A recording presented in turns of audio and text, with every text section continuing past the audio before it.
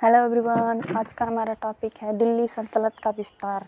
दिल्ली वंश 1290 से 1320 ईस्वी। दिल्ली सल्तनत में सबसे कम वर्षों तक 30 वर्ष शासन करने वाला खिलजी वंश था। जलालुद्दीन फिरोज खिलजी 1290 ईस्वी से 1296 ईस्वी। खिलजी वंश की स्थापना जलालुद्दीन फिरोज खिलजी मलिक खिलजी ने की थी। सबसे पहले दिल्ली सल्तनत में दक्षिण भारत में सैन्य अभियान जलालुद्दीन फिरोज खिलजी के शासनकाल में अलाउद्दीन खिलजी द्वारा देवगिरी पर किया गया था। यह दिल्ली सल्तनत का पहला शासक था जिसने सहिष्णुता तथा दंड के नियमों का मानवीय बनाने नीति पर ध्यान दिया। बलबन के भतीजे मलिक छज्जू का विद्रोह जलालुद्दीन खिलजी के शासनकाल में हुआ था। जलालुद्दीन खिलजी ने कैकूबाद द्वारा निर्मित किलखोरी महल में अपना राजतिलक करवाया था। इसने किलखोरी को अपनी राजधानी बनाया। इसने मंगोलों के लिए दिल्ली में मंगोलपुरी नामक शहर की स्थापना की। जलालुद्दीन की हत्या इलाहाबाद के कड़ा क्षेत्र में हुई थी। इसकी हत्या जलालुद्दीन खिलजी ने की थी। जलालुद्दीन खिलजी 1206 ईस्वी से 1317 ईस्वी। इसका वास्तविक नाम अली गुरशप था। गद्दी पर बैठने से पहले यह कड़ा इलाहाबाद और अवध का इक़्तिदार तथा रक्षा मंत्री था। अलाउद्दीन खिलजी के शासनकाल में सर्वाधिक बार 6 मंगोलों का आक्रमण हुआ था।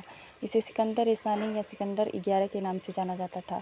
अलाउद्दीन खिलजी ने अपना साम्राज्य विस्तार करने के लिए गुजरात, रणथंभौर, चित्तौड़, उज्जैन, मोर, धाता, चंदेरी के राजपूत राजाओं को हराकर उनके राज्यों पर अधिकार कर लिया। 1296 ईस्वी में इसका सर्वप्रथम सैन्य अभियान गुजरात पर था। इसने वहाँ से मलिक कफूर को हजारों दिनार से खरीदा था, इसलिए मलिक कफूर का 1000 दिनार के नाम से भी जानते हैं। अलाउद्दीन ने मलिक कफूर को अपना सेनापति बनाया। अलाउद्दीन खिलजी के शासन में दक्षिण भारत के सभी सैन्य अभियान मलिक कफूर के नेतृत्व में हुए। उसने दक्षिण भारत के देवगिरी, तेलंगाना, वारंगल और होयसल राज्यों पर विजय प्राप्त की और उन्हें सुल्तान की अधीनता स्वीकार करने तक कर देने के लिए विवश किया। मलिक कफूर का सर्वप्रसिद्ध सैन्य अभियान तेलंगाना पर था, जहाँ के शासक प्रलय रुद्रदेव ने जलालुद्दीन खिलजी को कोहिनूर हीरा दिया था। कोहिनूर हीरा आंध्र प्रदेश के गोलकुंडा में से मिला था और यह हीरा सर्वप्रथम काकतीय वंश के शासकों को मिला। अलाउद्दीन खिलजी का एक प्रमुख सैन्य अभियान 1303 ईस्वी में चित्तौड़ पर था, जहाँ रानी पद्मावती ने जौहर प्रथा कर लिया था। शेर शाह सूरी के शासनकाल में कवि मलिक मोहम्मद जायसी ने पद्मावत नामक पुस्तक की रचना की थी। अलाउद्दीन की सेना में 4,75,000 सैनिक थे। अलाउद्दीन खिलजी ने प्रशासनिक सुधार के लिए सैनिकों में दुनिया प्रथा और प्रथा की शुरुआत की। इससे सैनिकों को नगद वेतन देने की शुरुआत की। अलाउद्दीन ने लगान का सही अनुमान लगाने के लिए भूमि को गज से नापने का प्रयास शुरू किया। 60 वर्ग गज का एक भूभाग होता था।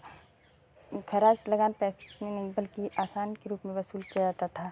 इसे विभिन्न कर भी लगाए थे: जजिया, जकात, खम्स, अस्त्र। जकात गैर मुसलमानों से लिया जाने वाला भू राजस्व था। जम्स लूट का बल था, जिसमें 80 राजकोष में और सबकी 20% सैनिकों में बटेगा। अस्त्र मुसलमानों पर लगाना जाने वाला कर था। यह था। इसके अलावा इसने धरी कर, गुरकर और चरी कर दुधारू पशु मालिकों के लिए कर लगाया। अलाउद्दीन ने बाजारों में दैनिक मापन की वस्तुओं के मूल्य निश्चित कर दिए थे। बाजार व्यवस्था तथा व्यापारियों पर नियंत्रण के लिए कर्मचारी नियुक्त किए, जिनके प्रमुख को शाहना कहा जाता था। यह पहला शासक था जिसने सार्वजनिक वितरण प्रणाली की शुरुआत की। इसके समय में अकाल पड़ने पर सरकारी गोदामों में खाद्यान्न की आपूर्ति की जाती थी। इसने कुतुब मीनार के निकट कुबत उल इस्लाम मस्जिद के एक द्वार के रूप में अलाई दरवाजे का निर्माण करवाया। इसने दिल्ली में एक विशाल टैका का निर्माण कराया, जिसे हौज खास के नाम से जाना जाता है। भारत में हिंदी खड़ी बोली का नरअधिक खुसरो को ही मानते हैं। भारत में फारसी साहित्य का विद्वान भी था।